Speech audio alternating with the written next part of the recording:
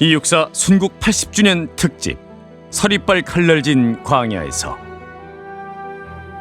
11번째 이야기 무지개 밟고 다시 끝없이 헤어지세.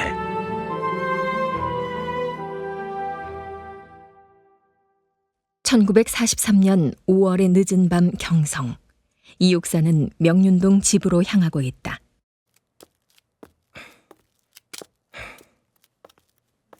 대구로 이동하기 전에 우리 옥비 얼굴이라도 보고 가려면 변장을 하는 게 좋겠어.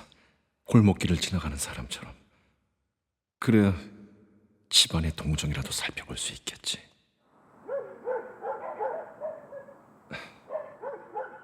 시간이 많이 늦었으니 옥비는 잠들었겠지.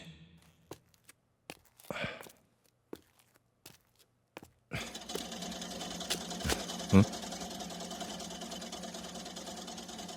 이렇게 늦은 밤인데 옥비 엄마는 아직도 바느질을 하고 있군. 눈도 침침하다는 사람이 어쩌자고 밤늦도록 일을 하는가 말이야. 그날이 생각나는군. 내 한복을 찢던 고운 날의 그대가.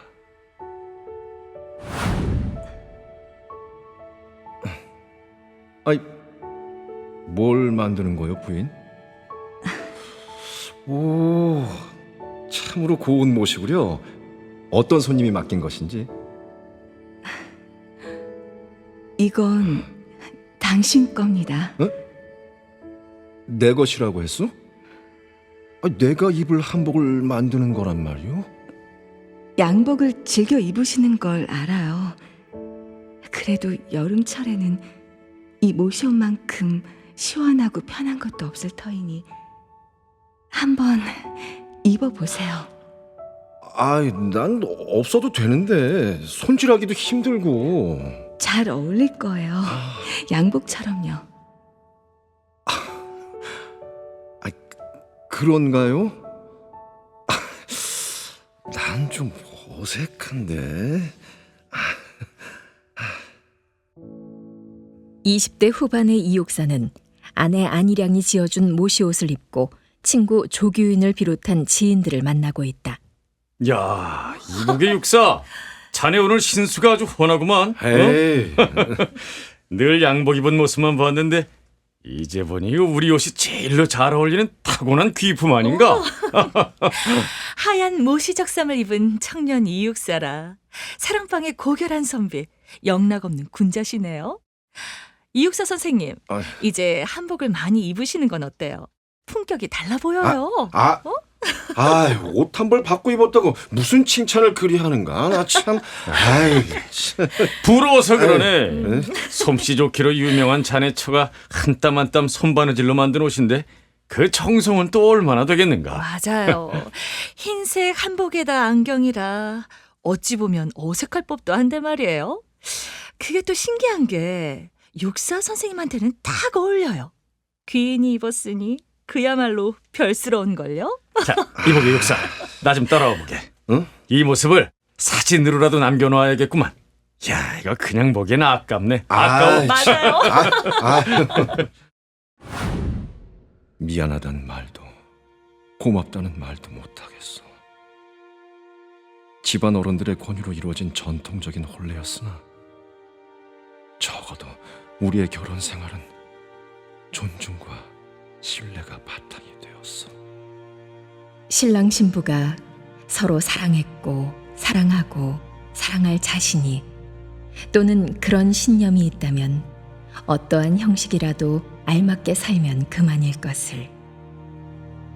인류의 역사는 항상 더 나은 것을, 더 완전한 것을 완성하기 위한 노력이라면 이 결혼의 양식에도 우리는 우상적인 의식을 버리고 인간으로 돌아가지 않으면 안 될 것이다. 모멸에서 조선 지식 여성의 두뇌와 생활, 이육사 평론, 1938년 10월 비판.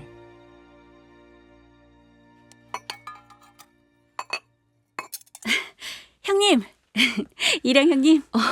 어서 오게 동서. 어머나, 저기 옥비가 새 옷을 입었네요. 아유, 예쁘게 되라. 벨벳 투피스와 챙이 있는 분홍색 모자에 까만 끈이 있는 구두까지. 아, 그거 말인가? 어젯밤에 큰아주버님이 다녀가셨죠? 그렇다네. 자네 어떻게 알았는가? 참, 형님도 그걸 모를 리가요. 아버지가 사준 게 아니면 누구겠어요. 저렇게 고운 옷을. 실은 한밤중에 잠깐 다녀가셨네. 정말 돌아오셨구나. 돌아오셨어. 원조 서방님은 원촌에 가신다던가? 네, 원촌으로 갈 준비를 하고 있어요. 이렇게나 빨리? 아직 소상 날까지는 시간이 좀 있지 않은가? 아마도 어젯밤 다녀가신 원록 아주버님과 의논한 게 있는 것 같아요. 그래? 그럼 형제분들이 다 함께 가시는 건가? 글쎄요. 상세한 건 저도 잘. 그렇겠지. 조심해서 나쁠 건 없지. 아마 원록 아주버님은 다른 볼일을 먼저 보실 것 같아요. 그럼 원조 서방님은? 우리 집 그이는 먼저 가겠죠. 하여튼 이번 소상에는 형제들이 한자리에 모이기는 힘들 것 같네요. 무슨 말인지 알겠네. 자네도 조심하게. 그럼요, 형님. 순사들이 어디 있을지 모르는걸요. 다니다 보니 미행하는 자들이 있는 것 같더라고요. 자네 집에도 나카무라 순사가 찾아왔던가? 설마 옥비 아버지가 중국에서 들어온 걸 알고 있는 건 아니겠지? 나카무라인지 누군진 모르겠는데 늘 살피는 자들이 있어요. 때론 평복에 조선 사람들도 있는데. 순사들을 돕는 돈포들인 게지. 돈 몇 푼 받고.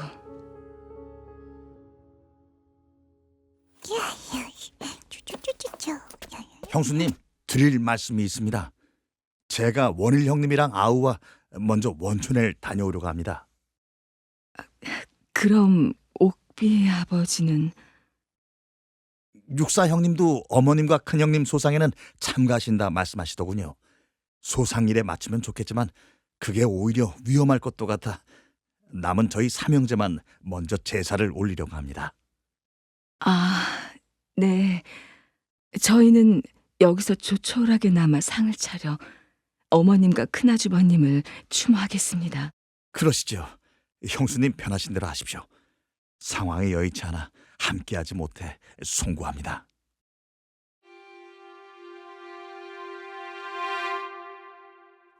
(1943년 6월) 말 이원일과 육사의 나머지 동생들은 어머님과 큰형님의 제사에 참석하기 위해 고향 마을 원촌으로 향한다.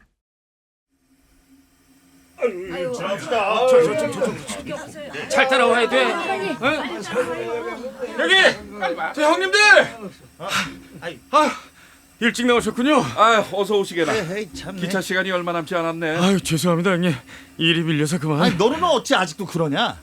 막내가 없으니 네가 짐도 좀 챙기고 해야 할 것 아니냐? 도착했으니 됐네. 어서 참. 오르세. 이야기는 차 타고 천천히 나눠도 되고. 예, 가시죠.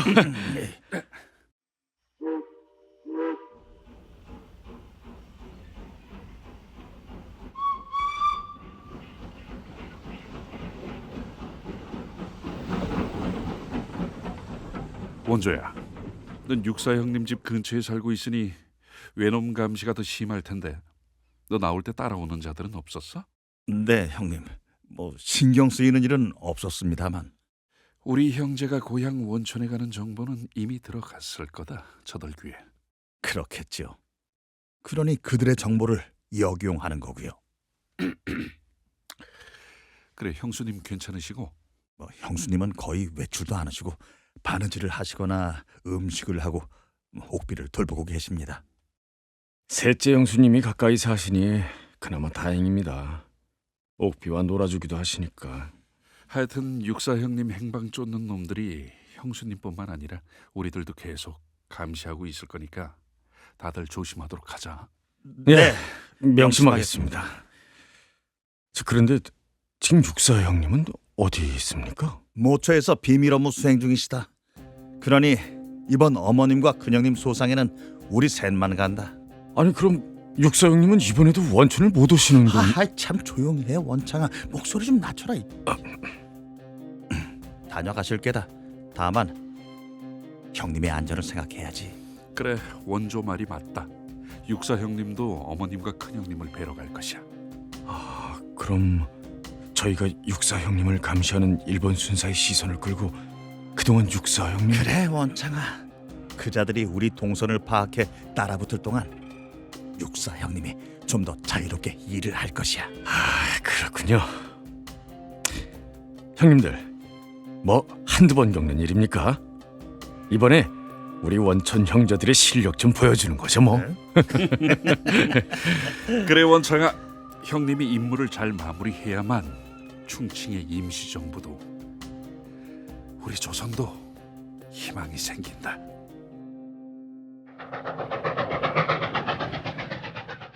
오늘은 삼형제만 움직이네요. 오랜만에 셋이라도 함께 있으니 좋구나. 우리 육형제가 아버님 어머님과 함께 했던 날이 언제였는지 이제 다시 그 시간이 오진 못하겠죠. 그립네요. 돌아가신 부모님과 큰형님도 우릴 지켜보고 계시니 나약한 마음 먹지 말고 죽는 날까지 떳떳하게 사는 거야. 네, 원일 형님. 육사의 동생 원일, 원조, 원창 삼형제가 원촌으로 내려가는 기차 안. 이원조가 품에서 종이봉투를 꺼낸다. 원일 형님, 저 여운영 선생님이 몽양 여운영 선생님이? 추록하신 지 얼마 되지 않았을 터인데 무슨... 네, 건강이 좋지 않아 경송 요양원에 입원해 계십니다. 그런데도 이걸... 아니, 이건 제문이 아니냐? 여운영 선생님이 우리 어머님 제사에 올리는 제문을 써주신 게로구나. 중국에 계실 때도 육사 형님을 유달리 아끼셨다 들었습니다. 이번 임정의 좌우합작 노력에도 애를 쓰고 계신다고. 오래전부터 국내에서 독립운동을 지속한 지식인이 아닙니까? 대중적 인기나 정치적 영향력도 지금 가장 높은 분이고요. 그래. 육사 형님 대신 여운영 선생이 써준 제문을 품에 안고 어머님을 찾아뵈러 가는구나. 항상 앓는 나의 숨결이 오늘은 해월처럼 게을러 은빛 물결에 뜨나니 파초 너의 푸른 옷깃을 들어 이다 타는 입술을 죽여주렴. 파초 이육사 시 1941년 12월 춘추.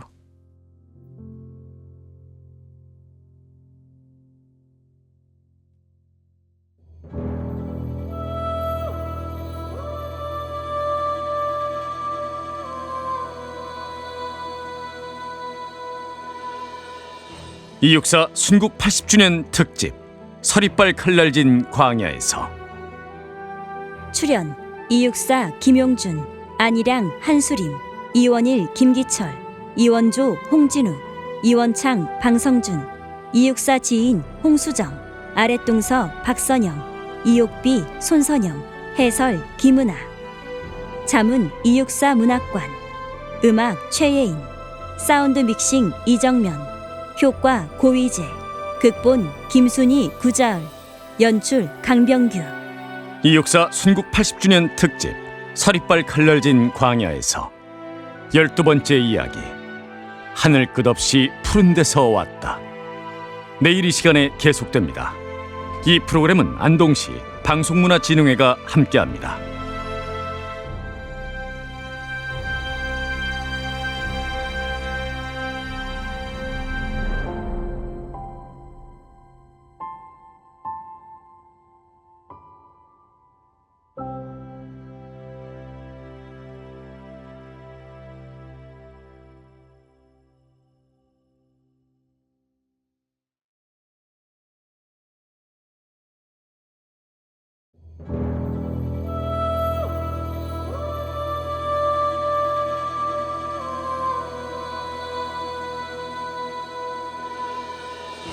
이육사 순국 80주년 특집 서리빨 칼날진 광야에서 12번째 이야기 하늘 끝없이 푸른 데서 왔다.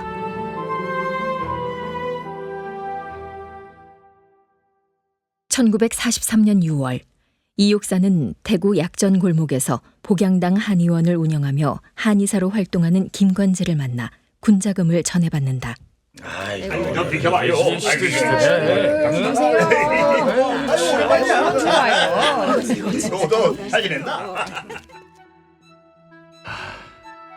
참으로 오랜만이야. 아이고 좀 갖다 놓으라니까. 꼭 필요하다 그러니까 이사 다른 집으로 옮겨줬어요. 주인 양반, 물건이 어떻습니까? 아유, 여기 약재 한두 번 써보시고. 아니 뭐 그거야 그렇지만 아이 조금 더 싸게 담아봐. 주시오 좀. 이게 누군가? 육사 아닌가? 이번에는 인삼장수로군. 올 때마다 변장술이 나날이 발전하는구먼. 여기는 여전하네요. 온갖 약재가 다 모이는 곳이라 사람들도 많고요. 자네의 청년 시절이 녹아있는 곳이 대구 아닌가? 네, 기자 시절 대구의 자랑, 양령시의 유래라고 기사를 쓴 적이 있으니 그만큼 익숙한 곳이기도 하겠지. 김관저 선생님 그동안 잘 지내셨습니까? 나야 뭐 늘 이러고 사네. 오가는 사람 만나고 들어오는 돈도 나가는 돈도 많고 그러니 돈 달라는 곳도 많고. 번번이 죄송합니다. 선생님이 약전 골목에서 한의사로 일하시니 저야 여러모로 든든하지만 헤이, 이게 어디 죄송할 일인가? 책망하자고 한 말 아니네. 돈 벌어 귀한 데 쓸 수 있어 좋아. 선생님은 늘 그러셨죠. 덕분에 제가 일본 유학을 가게 됐고 이후에 중국도 다녀올 수 있었으니까요. 아이고 참 여기 약을 먹고 사람이 죽었다니까 그러네. 자네가 갓 20살을 넘긴 앳된 모습으로 여길 왔던 때가 생각나는군.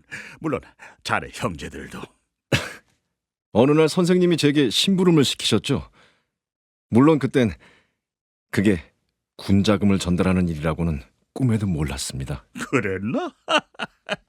이 둥그런 얼굴과 반듯한 이마, 사려 깊은 눈을 가지고 있었지. 깔끔한 인상이었어. 그런데도 자네 눈빛은 또 아주 당당했거든. 혹여 순사를 만나거나 불신검문을 당해도 지레 겁먹지는 않을 것 같았지. 제가 그랬습니까? 그럼 돌이켜보니 그게 시작이었어요.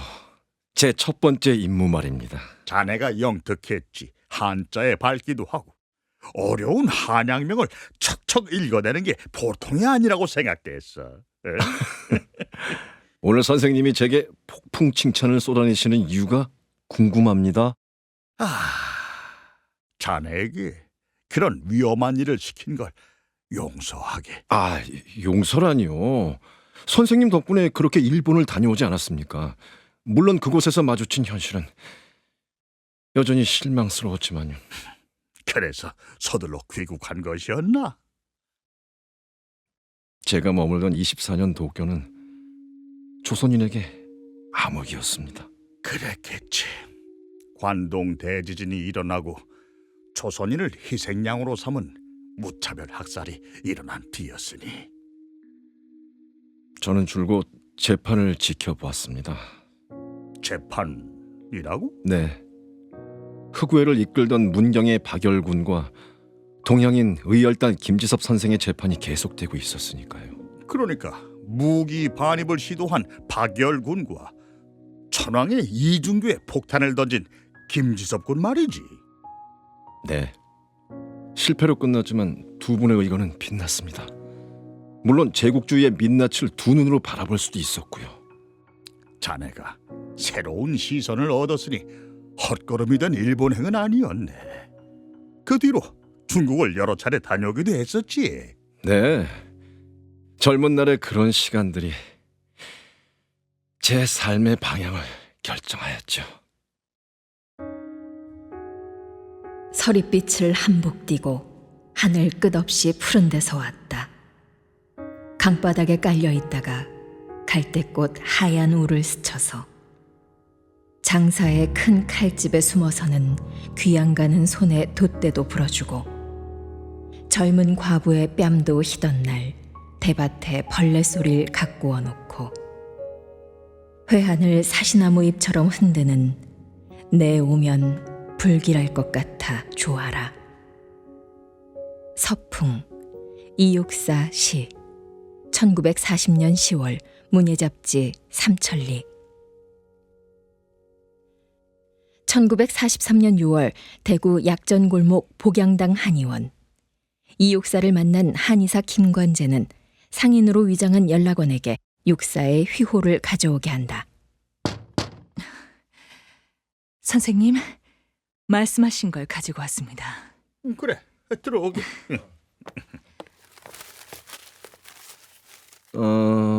수부 선행. 물이 배를 띄워 가게 한다. 자네가 쓴 휘원이 기억하겠지? 이것은 이게 어떻게 여기에? 김관재 선생님께서 만주 어느 한약방에서 우연히 이 휘호를 보게 되었는데 정황상 이 글씨를 쓰시니까 육사 선생의 친필임을 확인하셨답니다. 어떻게 제 글씨를 알아보셨습니까, 선생님? 글쎄, 안팎에서 이런저런 얘기를 주워 들었네. 중국 베이징 유학 전후에도 수시로 중국을 오고 가면서 비밀 활동을 했던 자네이니, 응? 또 어쩐지 또 이 자네가 다녀간 것 같았어. 네. 만주에서 한약방을 운영하던 외삼촌께서 독립운동 자금을 지원해 주셔서 답례로 쓴 것입니다. 그렇구만. 어디 보자. 물은 독립자금을 대주시는 자네 외삼촌 일창 선생 같은 분을 의미하는 것이겠고, 배는 독립운동하시는 동지들로 해석할 수 있습니다. 배를 띄어서 가게 하는 것, 이 물이지. 물이 없는 곳의 배는 그저 무용지물이니. 네. 부족하지만 이것으로나마 외삼촌의 도움에 감사를 표하고 싶었습니다. 보자마자 자네 글씨임을 알아보았네. 자네의 결연한 의지가 느껴지는 힘있는 글씨야. 큰 글씨라 붓으로 빠르게 써내려갔겠지요. 꺾여서 휘도는 붓놀림이 망설임이 없고 거리낌도 없어. 물론 어떤 교만도 없는 정직하고 순전한 의지가 보였어. 당시 비밀 임무 수행으로 시간에 쫓기는 형편이라 차분히 글씨를 써내려갈 수 없었습니다. 최대한 정신을 집중해서 한 번에 써내려간 것이었군요. 글씨가 끝나는 지점에 붓이 메말라 갈라져 있거든요. 그래서 긴박함이 느껴지고 아울러 자네가 감당해야 할 아프고 고단한 여정이 보이는 듯했네. 그래서 인장이 없었군요. 그게 비취 인장. 세주, 나의 혁명동지 세주, 자네에게 준 비취 인장. 이 글을 남길 때 인장을 갖고 있지 않았었는가? 아니면 인장을 찍어서 작품을 완성할 겨를이 없었는가? 아이, 긴장하지 말게. 자네답지 않게 왜 이래? 대답을 듣자고 물어본 것도 아니니. 내 평생 잊지 못할 그날, 세주 자네와의 마지막 날을 기념하기 위해 건넸던 비취 인장. 세주, 내가 어떻게 자네와 함께한 시간을 잊을 수 있겠소? 1933년 4월 중국 난징 간부학교를 졸업한 이육사는 국내 침투 지령이 내려오기를 기다리며 모처럼 한가한 시간을 보내고 있다.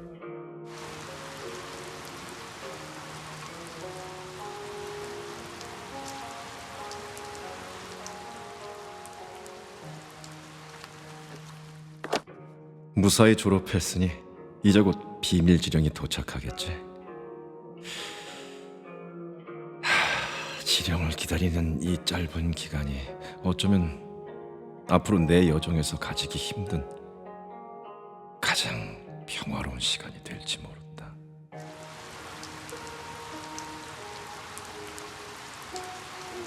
아, 봄비가 또 오네. 난징의 여관살이란 쓸쓸하기 짝이 없네.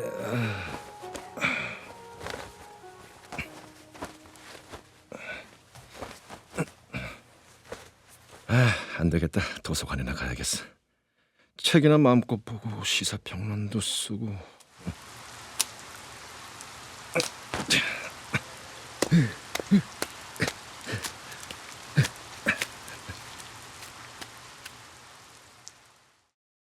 졸업식 때 대원들과 함께 공연한 연극 손수레도 그렇고 배우로 출연까지 한 지하실 대본도 좀 더 다듬어 봐야겠어. 국내로 간다면 이런 문화 활동을 전개할 수도 있으니까. 일본 경찰의 눈을 피해 모이기도 쉽고 여러 사람들과 함께하며 맞춰 나가는 작업이니 대화를 나눠볼 기회도 갖기 쉬울 테고. 1933년 중국 난징 고책사 거리. 책 보는 것도 그렇고 글쓰기도 너무 오래 했어. 고책사나 골동점에 한번 들러볼까? 옛 책이며 옛 물건 만나는 재미도 쏠쏠할 테니까.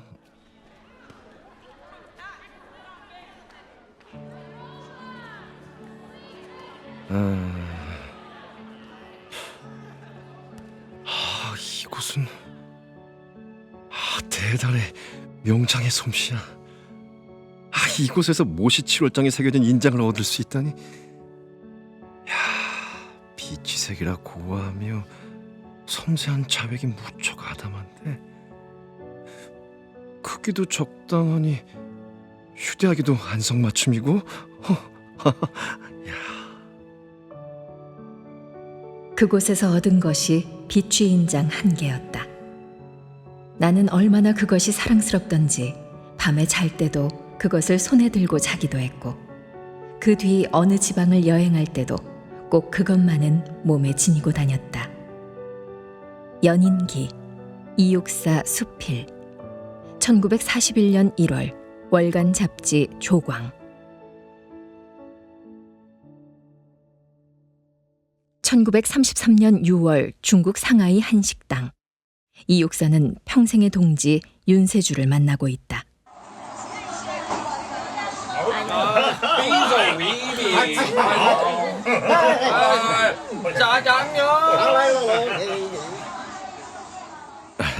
육사 동지, 이제 곧 상해를 떠나 조선으로 돌아갈 터이니 그동안 훈련 받느라 가지지 못한 시간을 오늘은 마음껏 누려보세.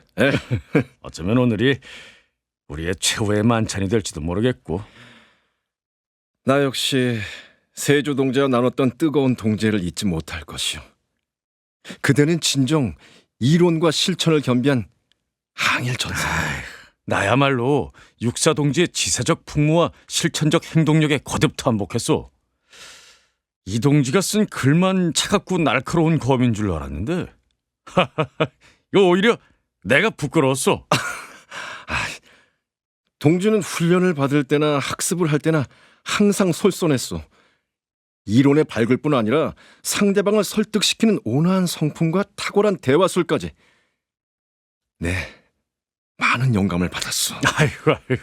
자, 이제 그만 서로 지켜 세우기 그만하고. 자, 여기 받으시게. 이게 무엇이요? 귀국 자금이요. 80원. 고맙소. 나 역시 세주 동지에게 이것을 드리리다. 아유, 내게 주는 거요? 아니, 이건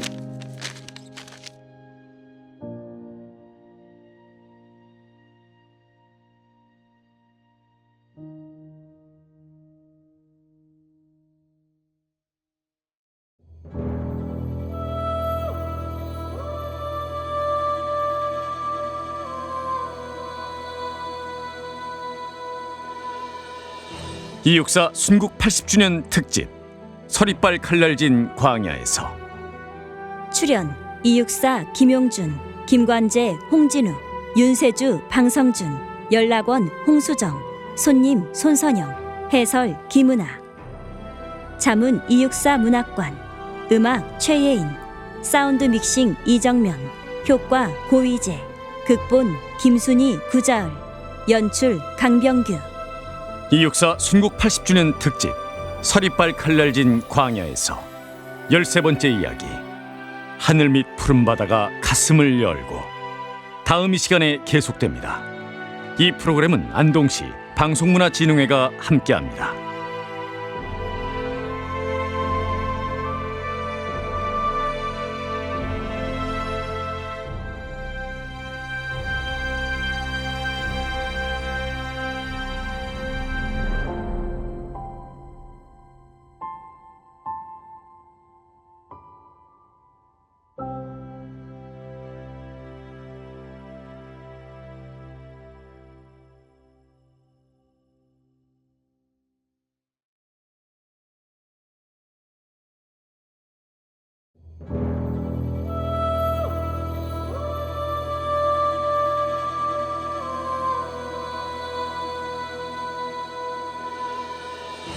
이육사 순국 80주년 특집 서리빨 칼날진 광야에서 13번째 이야기, 하늘 밑 푸른 바다가 가슴을 열고.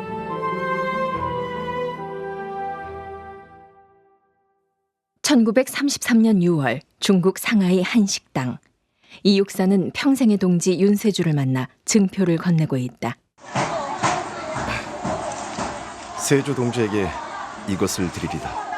아니, 내게 주는 거요? 아니, 이건 인장이요. 이 인장은 내가 특별히 아끼는 물건이요. 내 고향이 그리울 때나 부모 형제를 보고 싶을 때는 이 인장을 들고 보고 시경의 7월장을 한번 외워도 보면 속이 시원하였어. 이 비치 인장에는 내 향수와 혈맥이 통해 있다 말할 수 있을 것이오. 아니, 그리 아끼는 물건을 내게 준다는 말이오?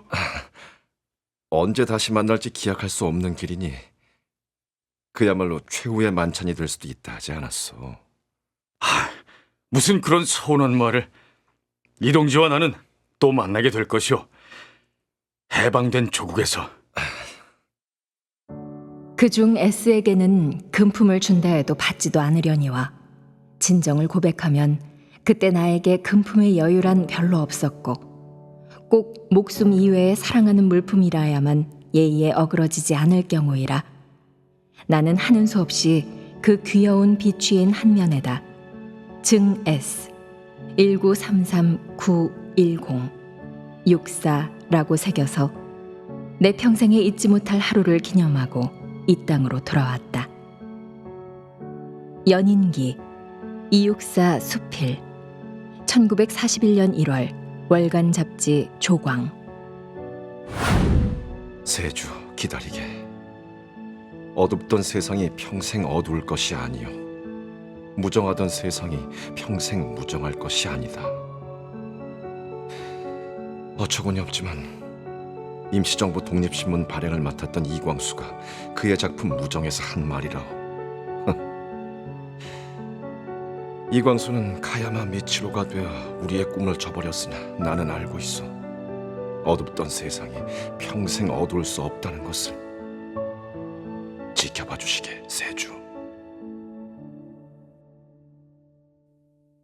1943년 6월 대구 약전골목의 복양당 한의원.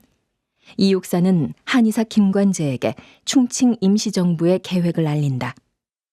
충칭의 임시정부 상황은 어떠한가? 대한민국 광복군의 훈련이 계속되고 있다는 소식은 듣고 있네만. 국제정세가 하루가 다르게 달라지고 있습니다. 그래서 임시정부는 먼저 독립군의 힘을 한데 모으고 있습니다. 그래야지. 좌도 우도 결국은 조선의 해방만이 첫 번째 목표야. 일제의 식민 통치를 끝내고 민족의 미래를 준비해야지. 물론 자력으로 조국 해방을 이루는 길이 자주 독립국가로 가는 가장 확실한 방법이지만 우리가 연합국의 일원으로 전쟁을 수행했다는 명분, 이 명분 역시 무엇보다 중요합니다. 어떻게든 진공 작전을 감행해야 한다는 말이군. 그러면 국내외의 항일 운동 세력들을 하나로 모아야 하고, 그것을 위해 자네가 그렇게 동분서주하고 있는 것이겠지. 네, 열쇠는 민족의 대동단결입니다. 여기저기 분산되어 있는 각 세력의 역량으로는 어떤 것도 쉽게 이룰 수 없으니까요. 민족의 역량을 모아 공동 투쟁의 길을 모색하는 것. 태극기를 들고 만세 운동을 하던 때처럼 전국 각지 조선 민중이 동시다발로 일어날 수 있는 거점과 지점을 만든다. 네, 그것이 임시정부의 현재 계획입니다. 민중들도 3일 만세, 60만세 때처럼 함께 손잡아야 하고요. 하지만 큰 희생이 따를 게야. 인민들은 무장한 군인이 아니고 우리 손에 든 건 태극기뿐이니까. 그동안 만주 지역 독립운동기지 건설로 항일운동을 펼친 것과는 차원이 다른 이야기야. 네, 잘 알고 있습니다. 그래서 임시정부는 무기 반입과 탈취 계획은 물론 조선 현지에서의 무기 제조 방안을 추진하고 있습니다. 여기서 무기 제조까지? 그랬군. 베이징에 있던 자네가 그냥 국내로 들어왔을 리가 없지. 네, 알겠네. 고맙습니다, 선생님. 아, 고향에는 자네 어머님과 형님 그 제사도 있다고 들었는데. 네, 일을 마무리한 후에 찾아뵈려고 합니다.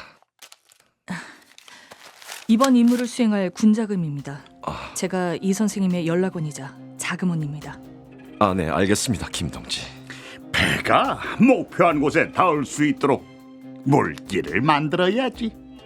우리는 한 배를 탄 사람들이네. 1943년 7월 경성의 한 카페.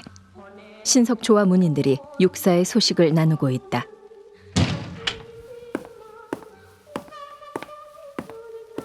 오랜만이에요, 석초 선생님.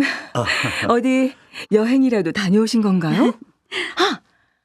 이육사 선생께서 경성으로 왔다는 소식이 있던걸요? 저는 고향에를 좀... 육사가 왔다. 육사가 돌아왔다고? 연락도 없이 자취를 감추고 소식도 통 없었는데. 육사 선생님이 오셨다고요? 무사하신가 보네. 건강도 괜찮으시겠죠? 글쎄요, 저 역시 육사의 소식을 듣지는 못했는데. 늘 같이 다니던 신석조 선생님도 모르시는데, 아니, 육사 선생님 소식은 어디서 나온 거죠? 육사형이 나타나기를 기다리는 이들이 많은가 보죠, 뭐. 그분의 사분사분한 경기체 말투를 듣지 못한 지도 여러 날이 되었어요. 그 외에 액센트를 높여 경상도 사투리를 쓰는 그 젊은 친구도 보이지 않은 지 한참 됐군 그래.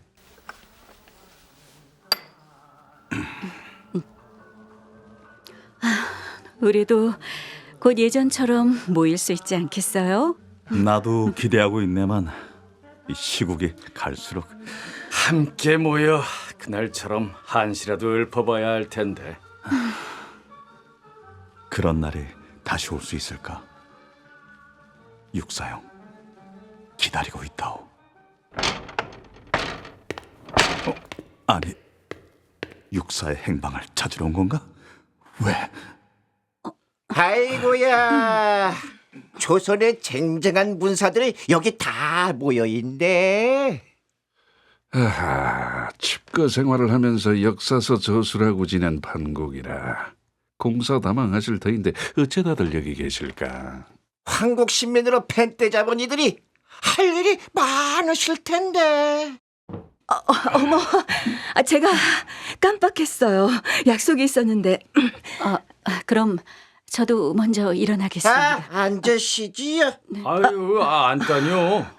차도 다 마셨고 문우들과 잡담 나누며 머리를 식혔으니 이제 글 쓰러 가야지요. 그게 밥벌인데. 네, 그러지 말고 좀 더 머물러 봅시다. 네, 오늘 그대들의 가르침을 좀 받고자 하오. 한 편의 시를 그대들과 감상하고자 이리 시인들이 모인 곳으로 특별히 찾아오지 않았소이게. 일본 고등경찰 나카무라가 청포도 일본어 번역본을 들고 문인들에게 시의 내용과 이육사의 행방을 묻는다. 이거 좀 설명해 주시오. 이 뭐라고 쓴 거요? 이게 무슨... 아니, 청포도? 이건 육사 선생님의 시가 아닙니까?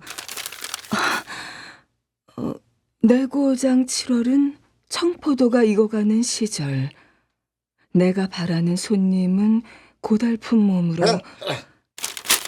청포를 입고 찾아온다고 했으니 여기서 육사가 바라던 손님?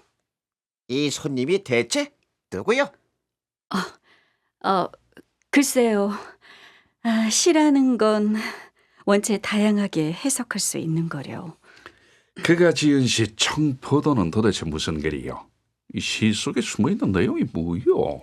나카무라 경보님, 포도가 얼마나 귀합니까? 손님을 접대하기 위해 포도를 마련하겠다는 건 이거 독립군 대장이라도 맞이하려는 거 아닌가? 모시 수건? 이건 비밀 문건 전달을 뜻하는 거겠지. 검열을 피하려고 육사형은 은유의 상징을 즐겨 사용했으니 저놈들이 알 턱이 있나? 또 있습니다, 나카무라 경보님. 7월이면 아직 푸릇푸릇한 푸포도인데 이거 간다고? 그건 접선 시기를 말하는 거겠지, 후쿠하라 순사. 저도 같은 생각입니다, 나카무라 경보님. 포도는 4월 중순경 새순이 나기 시작하고 5월에 잎이 자라고 6월에 꽃이 피고 진 뒤 열매가 연걸기 시작하고. 아니, 무슨 순사가 포도 농사를 지었나? 7, 8월에 열매가 익습니다. 초여름 동안 포도알은 초록색을 띠고 있지만 지금 내게 포도 생육 과정이라도 가르치는 거야? 그게 아니라 그 청포도라는 시가 전하는 암호를 풀기 위해서.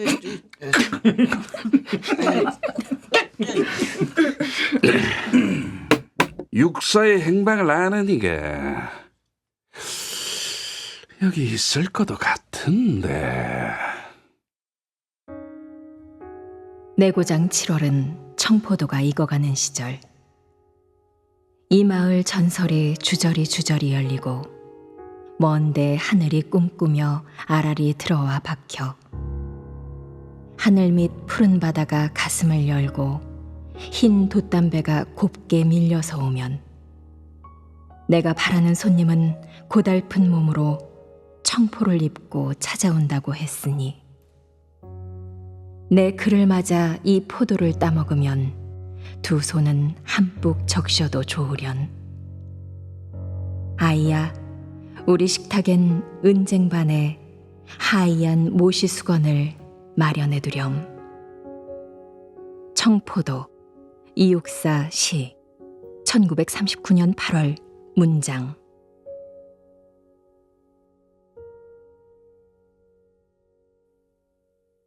(1943년 7월) 육사는 경주 옥룡암으로 향하고 있다. 이제 대구를 지나 경주다. 이렇게 다시 오게 되다니. 큰형님과 함께 벗들과 불국사를 찾기도 했는데 오래 머물러도 늘 새롭기만 했던 천년의 수도 경주. 병든 몸을 이끌고 쉴 곳 찾아 깃든 곳이 옥룡암이었어.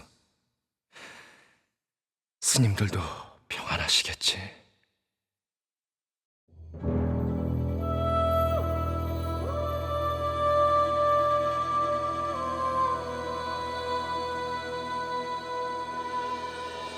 이육사 순국 80주년 특집 서리빨 칼날진 광야에서. 출연 이육사, 김용준, 윤세주, 방성준, 신석초, 홍진우, 나카무라, 김기철, 연락원, 홍수정, 문인, 한수림, 박선영, 해설 김은아, 자문 이육사 문학관, 음악 최예인, 사운드 믹싱 이정면, 효과 고위재, 극본 김순희 구자을, 연출 강병규. 이육사 순국 80주년 특집 서리빨 칼날진 광야에서 14번째 이야기 가엾은 박쥐여, 영원한 보헤미안의 넋이여. 내일 이 시간에 계속됩니다. 이 프로그램은 안동시 방송문화진흥회가 함께합니다.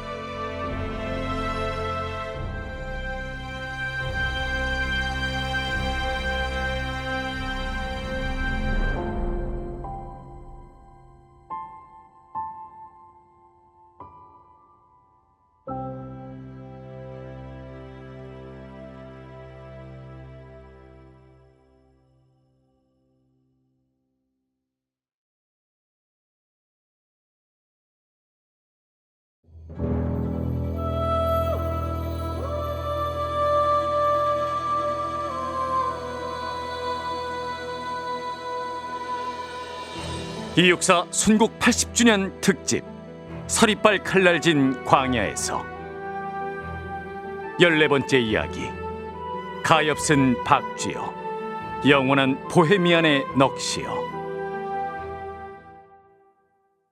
2023년 미국 이민 4세대인 스칼렛과 그녀의 가족들은 셀린 할머니가 남긴 유품 속 기록에 대해 의문을 가지기 시작한다. 할머니의 상자에 다른 건 없었어, 엄마? 별거 없었어. 스칼렛, 네가 본 게 다야. 보물도 아닌 낡은 노트, 종이 뭉치 말이야. 그랬겠지. 하지만 그 오래된 노트가 아마 미국까지 가져온 당신들의 전부였을 수도 있어. 아빠, 그 말은 그분들에게 그만큼 소중한 물건이었다는 말이지? 그럴 거야. 아휴, 이민 올 때 책이다 뭐니 옷 몇 벌과 사진 몇 장이 다였을걸? 와, 근데 그 사이에 이런 신문이며 잡지, 시집이 있었던 거야? 대단한데? 하지만 그 물건들은 애초에 왕할아버지가 가져오신 거니까 스칼렛, 너의 증조 할아버지 소장품일 수도 있어. 왕 할아버지가 이민 올 때 가져오신 걸 어머니가 발견하고 이후에 당신께서 보관하신 거지.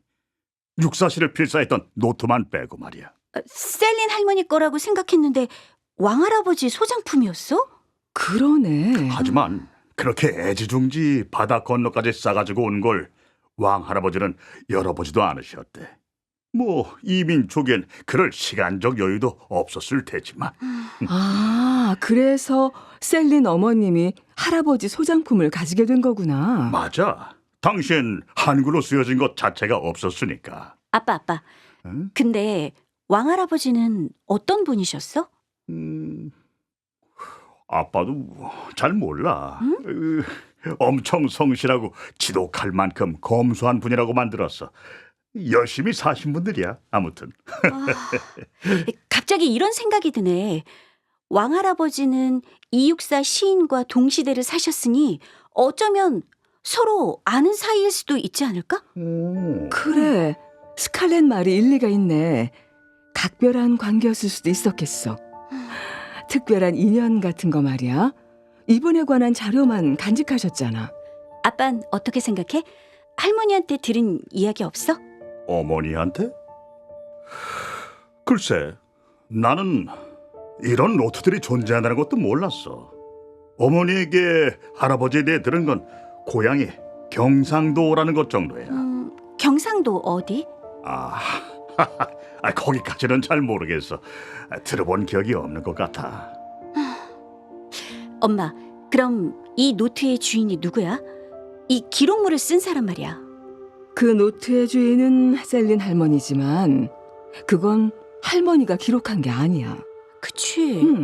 아빠도 그렇게 생각하지? 그래. 어머니는 이민 올 당시 겨우 10몇 살 소녀였으니까. 1943년 6월 경주. 육사는 옥룡암에 가기 위해 산을 오르고 있다.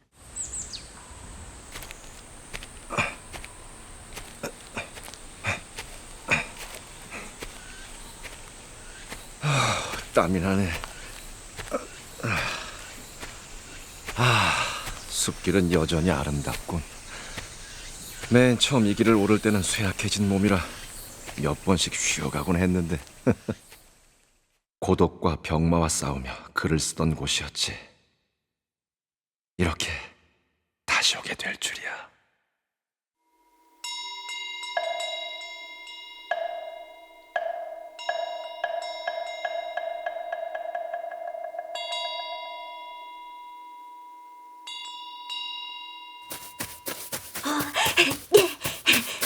선생님! 육사 선생님! 해운 스님, 그동안 잘 지내셨나요? 오, 이제는 소년이 다 되셨습니다. 실은 몸체만 커졌습니다, 선생님. 말씀을 채운다고 열심을 내고 있습니다만. 육사 선생님 오셨습니까? 큰 스님, 오랜만에 인사드립니다. 잘 지내셨지요? 아이고, 그나저나 우리 혜원은 육사 선생께서 주고 간 글만 외고 다니더군요. 혜원에게는 육사 선생의 시가 이 불경보다 좋은가 봅니다. 아유, 큰 스님, 무슨 말씀을 그리 하십니까? 1943년 6월 경주 옥룡암, 동자승 해운이 육사에게 묵란도 그림을 조르고 있다.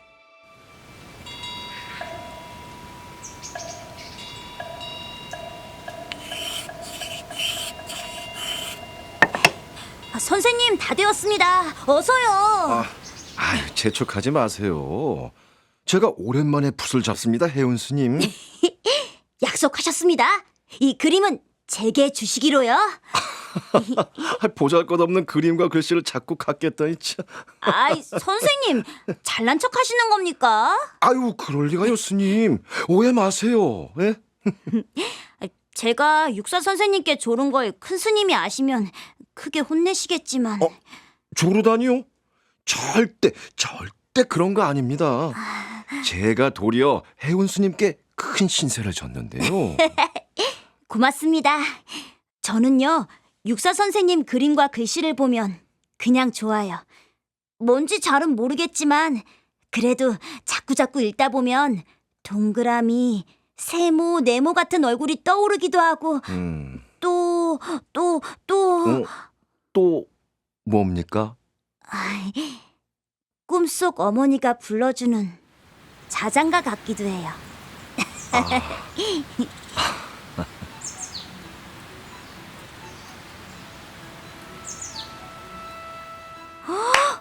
우와, 정말 멋있습니다.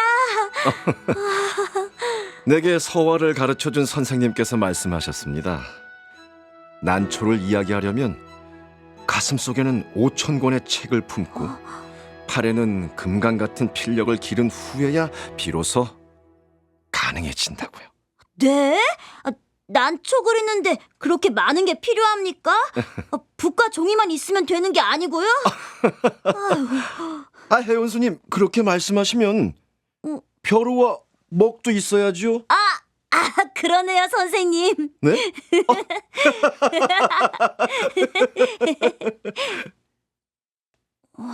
선생님, 그런데 난초 그림 위에 있는 글씨는 무슨 뜻입니까?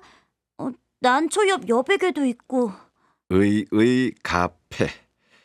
풀이 무성하게 푸르러서요. 그 모습이 경탄할 만큼 훌륭하다는 뜻입니다. 그럼 여기 정, 향, 가. 마지막 글자는 잘. 청향가상. 맑은 향기가 우러러 감상할 만하다는 뜻이지요. 이 난초가 그러하다는 뜻인가 봐요. 네, 그렇게 봐도 되겠지만 그건 또 다른 의미가. 옥비야, 이 아비가 만약 시집을 내게 된다면 이 묵란도를 표지로 삼으려 한다. 내가 사모하고 의지하는 이들이 나의 시를 가까이 하며 즐겨주길 바란단다. 나의 시는 곧 나의 마음이니까.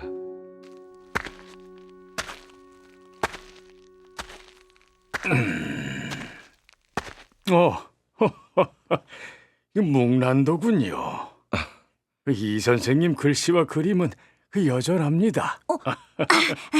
큰 스님 오셨습니까? 아, 스님. 청향가상 의의가패라. 그저 마음 가는 대로 휘둘러 보는 것뿐입니다. 그러신가요?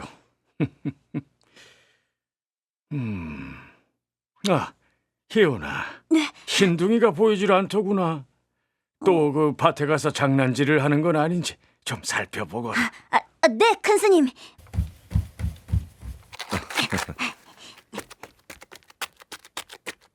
그림 옆에 육사라고 서명하셨군요.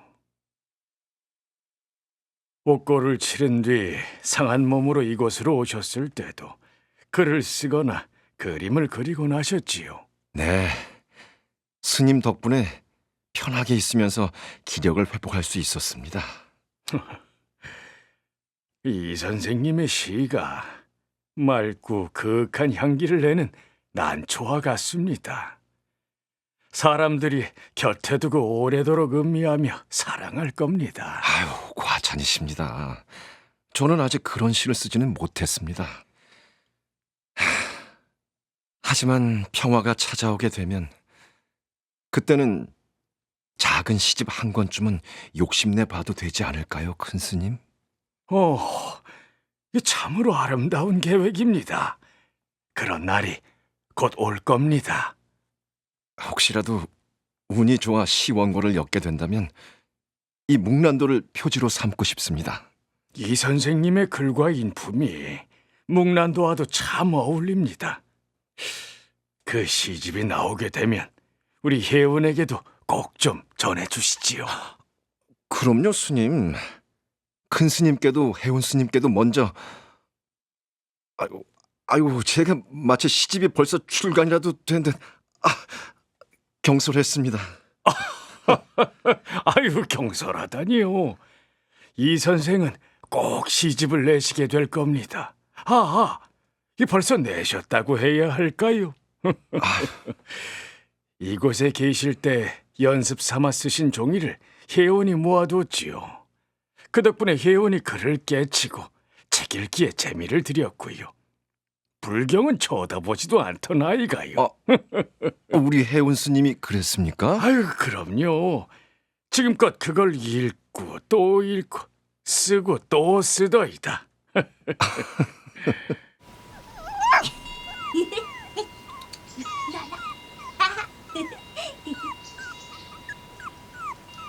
그래서 이제 독립운동의 방향을 바꾸었습니까? 죄송합니다, 큰 스님. 저는 이제 다시 총을 들기로 마음먹었습니다. 일본의 패망은 확실합니다. 곧 다가올 겁니다. 이 땅에선 계속 승전을 외쳐대지만 일본군은 태평양 전선 곳곳에서 밀리며 병력과 물자 부족에 시달리고 있습니다. 소승이 뭘 알겠습니까? 그저 모두 힘써 부처로 돌아가기를 바랄 밖에요. 하지만 저도 조선 사람입니다. 광산업을 하던 자인데 지난날 스님께서 저를 이 암자에 들이신 것처럼. 여기서 길게 나눌 이야기는 아닌 것 같습니다. 저 산중에 어떤 짐승들이 발톱을 숨기고 있을지 모릅니다. 광명을 배반한 아득한 동굴에서 다 썩은 들보와 무너진 성체에 너덜로 돌아다니는 가엾은 빡쥐여, 어둠의 왕자여. 편복 이육사 시 1956년 육사 시집. 1943년 7월 경주 옥룡암, 육사가 편지를 쓰고 있다.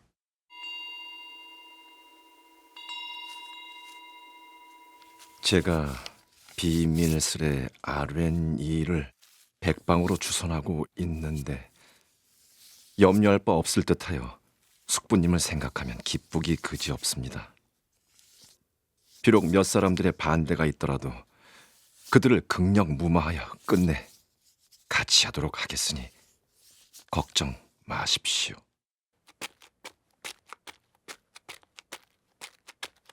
선생님, 육사 선생님, 혜운입니다. 아, 오셨습니까, 혜원 스님? 네, 말씀하신 대로 준비를 마쳤습니다. 감사합니다, 스님. 어려운 심부름을 하게 해서 죄송하고요. 에이, 이 선생님은 제게 스승님이시라고 했잖아요. 이런 심부름이 뭐라고. 제가 이것도 못 해드립니까? 네. 그럼 이번에도 신세지겠습니다. 네, 말씀하신 대로만 하겠습니다.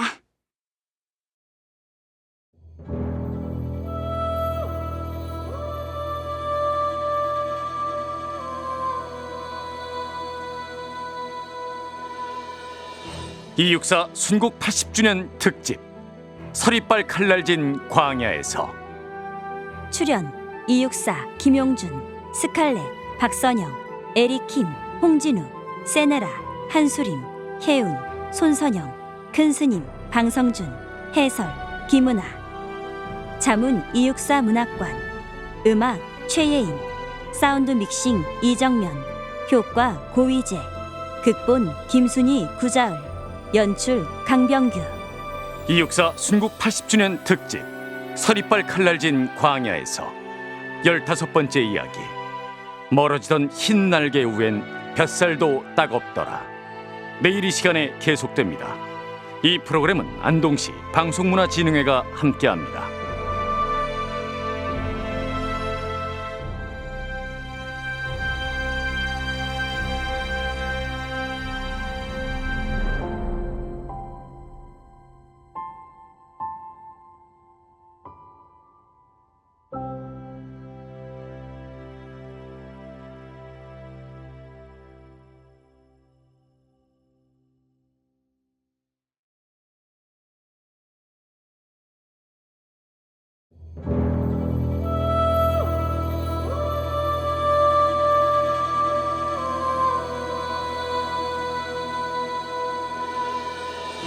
이육사 순국 80주년 특집 서리빨 칼날진 광야에서 15번째 이야기 멀어지던 흰 날개 위엔 뱃살도 따갑더라. 1943년 7월 경주 옥룡암. 육사는 동자승 혜운에게 모종의 심부름을 맡긴다.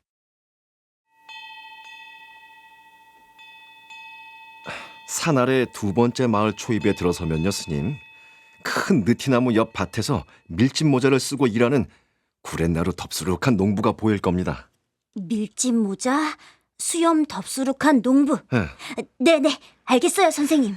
그 농부가 스님께 다가와 마실 물을 건네며 물어볼 거예요. 네, 알아요. 청포도를 먹어보았나요? 라고 물어볼 거라 하셨어요. 네. 그러면 청포도는 먹어보지 못했지만 청포도 시인을 알고 있다. 이렇게 대답하면 된다고 하셨잖아요. 네, 맞습니다. 그러면 그 농부가 십자가 목걸이를 스님께 보여줄 겁니다. 그리고 그 농부가 주는 물건을 받아오면 되는 거죠? 그렇죠. 바로 그렇게 하시면 됩니다. 걱정 마세요, 선생님. 문제 없습니다. 저는 큰 스님 심부름꾼인걸요. 물건이 좀 무거울 수도 있습니다. 제가 그동안 키가 얼마나 크고 팔뚝 힘이 세졌는지 이렇게 오, 선생님, 여기 좀 보세요. 끄떡 없습니다. 쇳덩어리를 안고도 산을 뛰어다닐 수 있어요. 알죠. 알고 말고요. 사찰의 날다람쥐. 어? 그 물건을 받는 즉시 암자로 돌아오셔야 합니다. 일찜의 홍길동처럼 축지법을 써서 쉬쉬식 날아오겠습니다. 그래 주시면 더 좋고요. 오는 중에 누굴 만나더라도 절대 그것을 열어보시면 안 됩니다. 그리고 이 서찰을 그분께 전해주세요. 이 승복에 비밀 주머니가 있어요. 보살님이 천을 덧대어 이렇게 만들어 주셨거든요. 보세요. 야, 정말 감쪽 같습니다. 몸수색을 당해도 찾아내기 힘들겠어요. 그렇죠. 선생님, 정오에 만나기로 했으니 바로 출발하겠습니다. 할머니가 남긴 유품 속 기록을 살피다 의문을 가진 스칼렛과 가족들은 인터넷에서 육사의 자료를 찾아본다. 이육사. 여기 봐. 인터넷에서 검색해보니 시인의 이런 사진이 있었어. 시인이 체포돼서 수감 직후에 촬영된 사진이라고. 이육사 시인이 간부학교를 졸업하고 국내 잠입해서 체포된 후 수감되었을 때 사진이구나. 머그샷이야. 정면과 옆면 사진 각각 한 장씩. 이 사진엔 시인의 얼굴이 좀 부어있는 것 같고 눈빛도 어딘가 초점 없이 공허해 보여. 그렇구나. 어딘가 무기력해 보이기도 해. 그렇네. 아마도 그때가 중국에서 간부학교 졸업하고 국내로 들어와 얼마 안 돼서 체포되었을 때일 거야. 육사 시인이 꿈꾸었던 국내 활동이 완전히 산산조각이 났으니. 엄마, 아빠, 여기 사진. 그래. 이 사진 말이야. 음. 일제는 3.1운동에 가담한 사람들을 샅샅이 찾아내 형무소에 가두고 이들의 신상을 카드에 상세하게 기록했다고 해. 당연히 그랬겠지. 시인의 항일 이력을 우리도 보았잖아. 일제에 항거한 독립운동가들이 다수 포함되어 있을 거야. 그러니까 이게 일제 강점기 조선 총독부의 감시 대상이었던 인물의 신상 카드에 부착된 인물 사진인 거지. 생년월일, 출생지, 주소, 신장 등 개인의 기본 정보 외에 활동, 검거, 수용에 관한 사실들이 기록되어 있다는데. 수용자 관리 목적이 아닌 인물 카드를 일본인들은 범죄인 명부라고 불렀다. 자신들의 명령을 따르지 않고 저항하는 조선인들을 불령 선인으로 부르면서 수배자 카드로 만든 것. 아빠 말이 맞아. 블랙리스트. 적극적으로 독립운동에 가담했던 자들을 색출하려고 만든 수배자 카드. 그런데 어떻게 그런 자료가 지금껏 남아있는 거니? 조선을 식민지화했던 일본이 그런 역사 자료를 보관했을 리가 없잖아. 인물 카드에 기록된 번호를 보면 65,000번이 훌쩍 넘어간다. 발견된 이 카드는 고작 10분의 1. 다행히 그중에 6천여 장이 발견된 것이고 광복 후 40여 년이 지나 발견. 1987년 치안본부 지하에서 확인. 43년간 무관심 속에서 방치. 서대문 형무소 수감자의 것만 남아있다. 누군가 버렸다면 잊혀졌을 자료야. 그래, 그러네. 주목하지 않았다면 영원히 묻혀있을 사진들이고.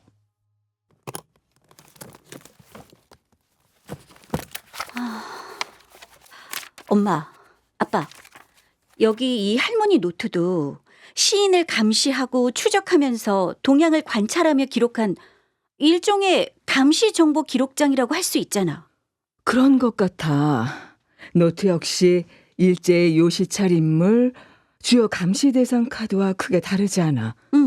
이육사 한 사람에 대한 집중적인 기록이라는 점만 제외하고. 그러면은 이 노트는?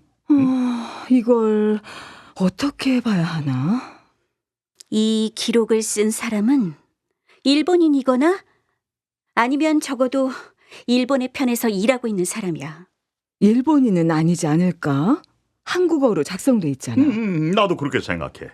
한국어에 능통한 일본인이라고 해도 이런 개인적인 노트엔 보통 모국어를 사용하지 않을까?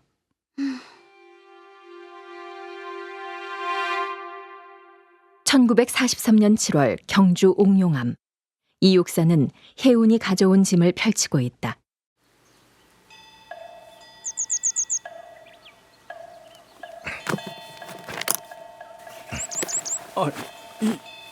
이게 무슨... 큰 스님 오셨습니까? 해체되어 있는 총계 부품들입니다. 이게 왜... 이걸 왜 이 선생께서... 이걸 조립 합체해야만 비로소 재구시를 할 수 있겠지요. 그럼 이것을 제각각 분리해서 따로따로 들여온 것입니까? 네, 스님. 지난번 말씀드린 대로입니다.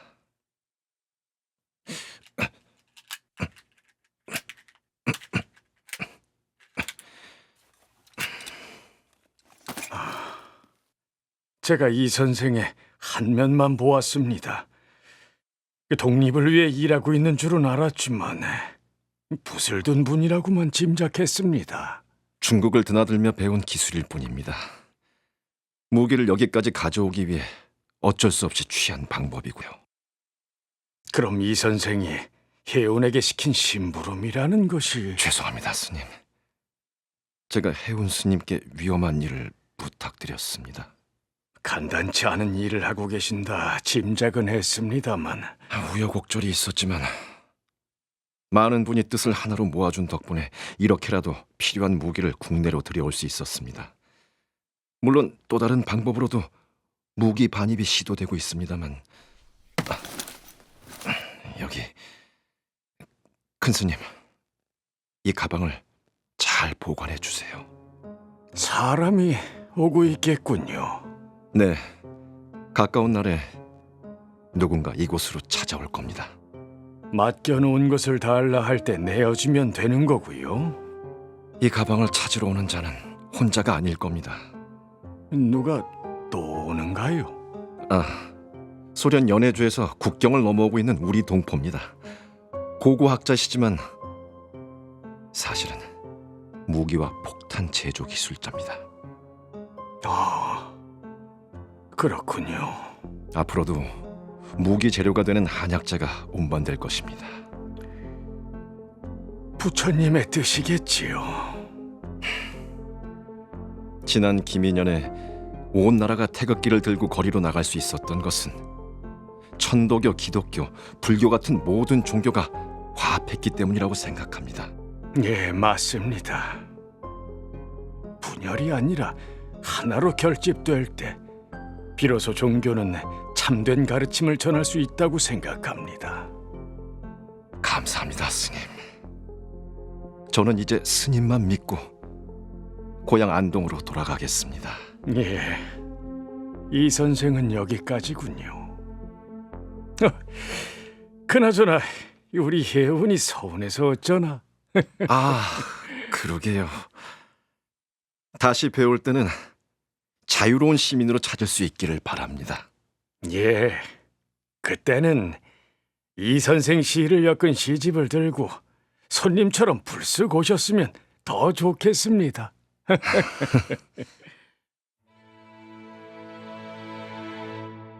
(1943년 7월) 경주 불국사. 큰 스님은 관광객으로 위장한 이육사의 동지이자 공자교원인 이우정과 허이추를 만난다. 아이고,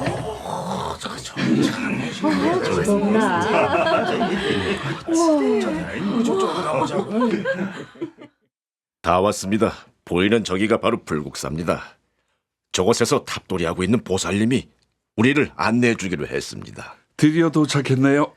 야, 참 먼 길 아슬아슬한 여정이었습니다. 예.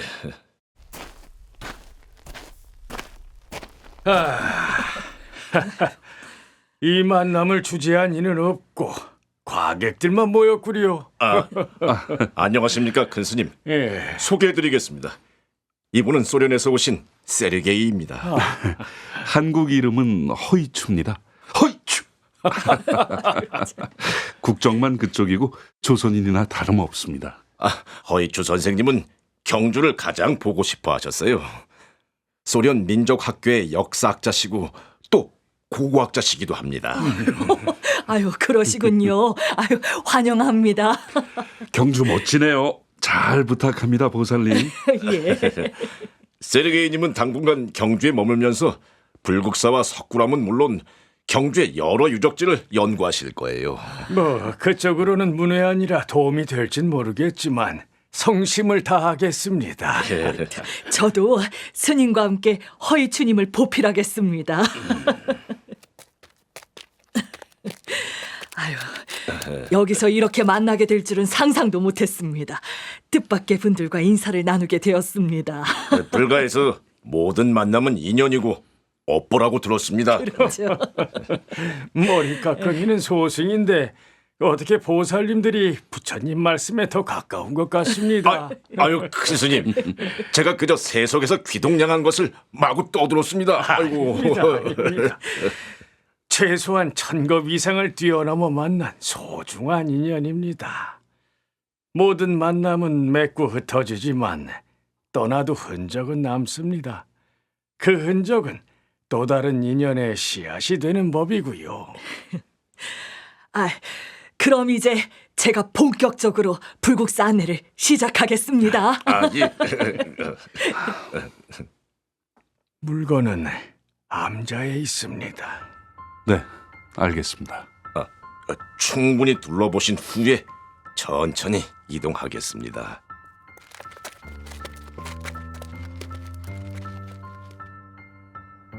모든 별들이 비추계단을 나리고 풍악솔에 바로 조수처럼 부풀어 오르던 그 밤, 우리는 바다의 전당을 떠났다.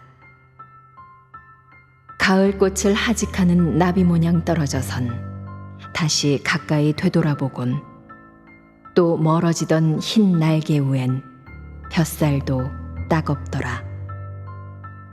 해후 이육사 시 1946년 육사 시집.